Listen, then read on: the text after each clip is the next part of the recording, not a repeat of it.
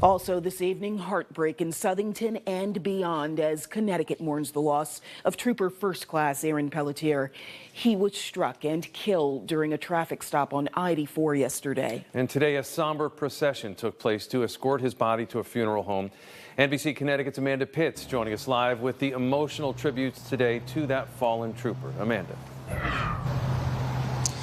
Yeah, Mike, Keisha, it's been a heartbreaking day here in Southington as this community mourns the loss of one of their own. Behind me, a memorial is growing. A cruiser sits with pictures of Trooper First Class Aaron Pelletier. You can see people gathered here laying flowers. What you're seeing is what we've been seeing here all afternoon, people paying their respects and mourning the Southington native.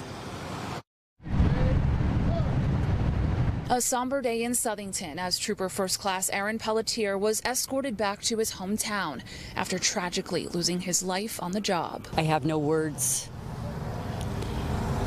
It's heartbreaking. Should have never happened. The procession brought his body to Della Vecchia Funeral Home from the office of the chief medical examiner in Farmington, traveling on I-84 where Pelletier was killed in a hit and run yesterday, leaving behind a wife and 2 young children. You wonder how she's doing, his wife and kids, and I thought of her all night long. And yeah, I'm heartbroken. As the procession continued through Southington, fire departments hung American flags and canine teams lined the streets, a fitting tribute to the fallen canine trooper. Crowds of people stood outside of the funeral home too, emotionally watching the cruisers pass. Just show my support. I mean, it's amazing to see the community out here. You see all the different officers. You see state troopers from Vermont and Massachusetts. Many never met Pelletier but felt compelled to pay their respects. I want to support this group of police officers. I know the brotherhood that's within because my son is an injured police officer, and I can't imagine how this family is feeling right now. I haven't gone to bed since 4 o'clock yesterday, since it came on the news. Many remembering this feeling all too well. I'm wearing a ribbon for Bristol, and they go out and they risk their life every day. And it's sad that she had to get that phone call. Again, back out live here to the funeral home, you can see this memorial continues to grow. People right now laying even more flowers. I'm sure this scene will just continue to grow over the coming days. As for funeral arrangements, we're told that those details are still being finalized. As soon as we learn more, we'll share it with you. For now, live in Southington, Amanda Pitts, NBC Connecticut News. Guys. Amanda, thank you. Our live team coverage continues now with Kyle Jones. She is also in Southington, where she had a chance to catch up with some others in the community as well. Kyle.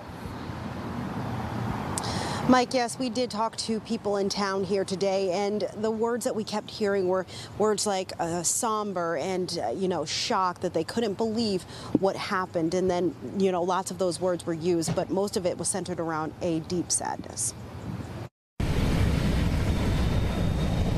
It feels very somber. Those are some of the emotions felt today after the long line of law enforcement escorted the body of Connecticut State Trooper Aaron Pelletier through Southington.